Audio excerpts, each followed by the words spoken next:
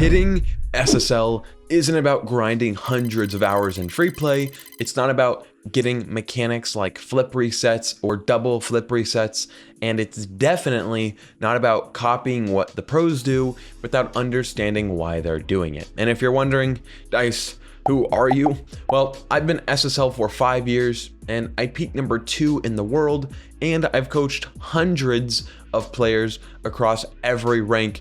And what I can tell you from my personal experience is that what separates the top 1% of Rocket League players from everyone else is not what you think. It's not raw speed, it's not mechanics, it's not game knowledge in some abstract sense. It's clarity, it's intentionality, and it's the ability to play with precision instead of panicking. If you watch this video all the way through and apply what I'm about to show you, you'll understand how to rank up in a way that actually works. No fluff, no motivational garbage, just the raw blueprint that's helped my coaching clients fly through ranks and avoid wasting years repeating the exact same mistakes. Here's what you're gonna get throughout this video. I'm gonna walk you through the exact mindsets, decisions, and habits that get players stuck, and the ones that get them out. You're going to see how the best players think, how they position, and how they win without needing insane mechanics. And I'm not going to talk about free play, drills, or anything like that, because this video isn't about raw training time,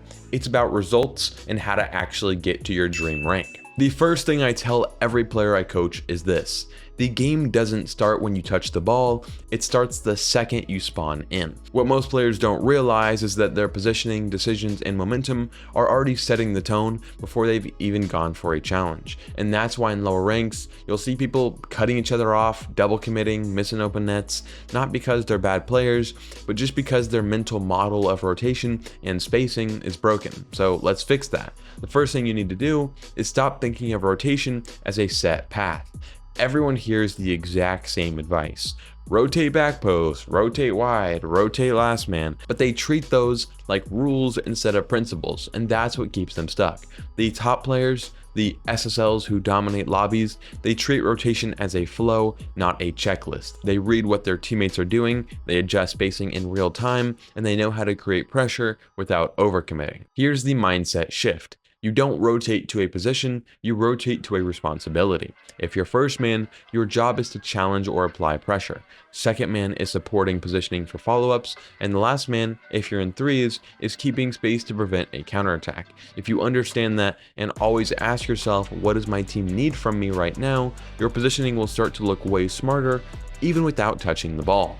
And I've coached players who were hard stuck champ 1 for literal years, and after one session where we went over this one shift, rotating to responsibility, not position, they started climbing instantly, because when you fix decision making, you unlock consistency, and consistency is what wins games. Now let's talk about the real enemy of progress: mindless gameplay. Too many players are just queuing, loading into ranked, and just reacting.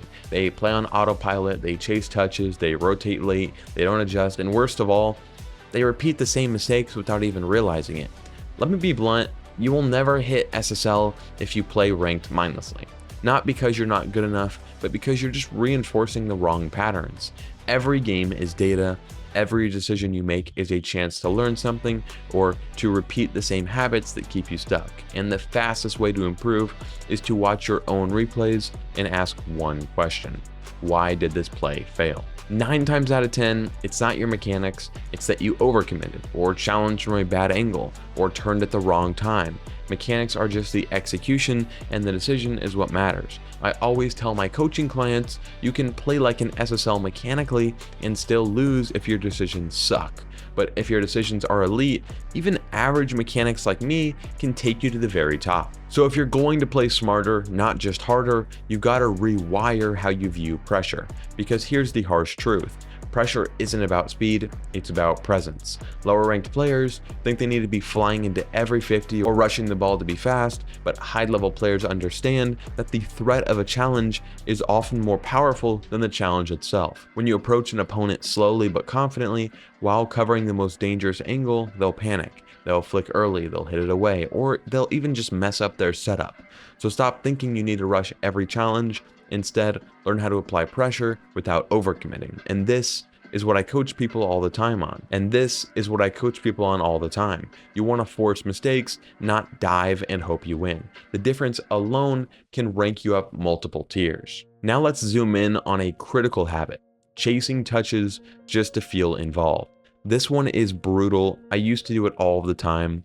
You feel like you're not doing anything, so the second you see the ball, you rotate in and take a touch, even if it's a bad one. You don't think about spacing, you don't think about who's better positioned, you just want to contribute, and it backfires every time. What you need to understand is this: not every ball is yours, and the players who rank up the fastest are the ones who know when not to go. Smart spacing means leaving a ball for your teammate if they have momentum. It means waiting mid instead of rotating in net just because it's safe. It means choosing to be useful later instead of being in the way now. You don't want more touches, you want better touches. And sometimes the best move is to hold your position and wait. And if that sounds passive to you, it's not.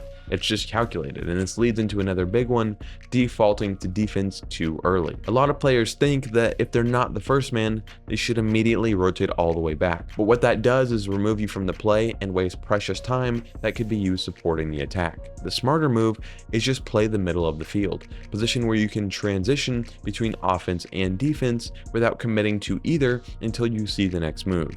I call this living in the pocket. You're not abandoning the play, you're not overextending, you're just hovering in a zone where you can react to anything. And this is something I drill into coaching clients pretty much every session. Don't play scared. Don't retreat before you have to. Always stay relevant in the play. And that brings us to one of the sneakiest habits that holds players back: playing to not mess up. You know the feeling? You've ranked up to your peak and now you don't want to lose it. You stop playing to win and start playing to survive. You hesitate, you second guess, and suddenly you're losing games you could have easily won. And let me be clear, you can't climb if you're scared to fall. The best players take smart risks. They're not reckless, but they trust their reads. They make fast decisions, and even if they're wrong sometimes, that decisiveness gives them the edge over passive players. And if you're playing scared, you're already losing. So stop protecting your rank and start earning it. Make the play, trust your instincts, and if you mess up, good. Now you know what to fix next time. And if you're not sure what's going wrong, that's exactly why coaching exists. You can guess your way through 500 games or just get clear feedback for an hour. Every time I sit down with the player who's stuck, the patterns are so obvious to me, not because they're bad, but because they're blind to their own habits. All it takes is someone who's a higher rank who knows what to look for to shine a light on it. You don't need to grind for 6 months. You need to understand your bad habits and make better decisions faster. You'll also notice that when players finally start thinking ahead, their entire rotation smooths out. They're not hesitating behind teammates or panicking to cut rotation when they get nervous. Instead, they rotate calmly, position smartly, and move like they already know how the play will go, because they do.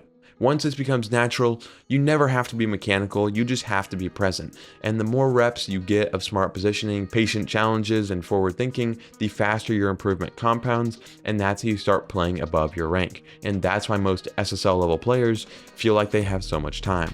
They're not playing faster, they're just making better decisions earlier. And another shift that changes everything is realizing you don't have to do more. Most players at mid ranks think they need to fly in, hit everything, and make flashy plays. But that mindset ruins spacing, causes double commits, and leads to you being out of boost or out of position when your team actually needs you. Most of the players I've coached were over involved. They didn't know when to rotate out, they didn't know when to chill, or when to simply trust their teammates and be a last man. So here's the fix. Instead of focusing on being the hero all the time, focus on being useful, and that means making the play easier for your teammates, not harder. Start asking yourself, how do I support this play without getting in the way? If your teammate is going for the ball, don't follow right behind them. If they're recovering, don't challenge and leave the net wide open. And if they're rotating back, you don't need to cut in and panic. You're not trying to prove yourself with every touch. You're trying to build a game state where your team can win. Sometimes the best play is just holding space, letting a bad touch come to you, sitting mid, waiting for a pass instead of forcing a 50. It feels really passive at first, but it's actually control, and control is what wins games. Let's also talk about boost, because this one habit alone separates the hard stuck from the consistent rank climbers. The best players I've worked with never run out of boost, not because they hoard it, but because they plan for it. They don't use 40 boost across the field when 20 and a wave dash would have done the same job. They don't cut rotation to grab a big pad and leave their team exposed, and they know that having 30 boost in the right spot is better than having 100 boost when you're completely out of the play. And what I always tell my clients is this: small pads aren't backup plans, they're the main strategy. You should always be weaving through them. They're positioned in ways that will allow you to stay in rotation, stay relevant, and stay ready. And if you plan your movement to pick them up naturally, you're never boost starved.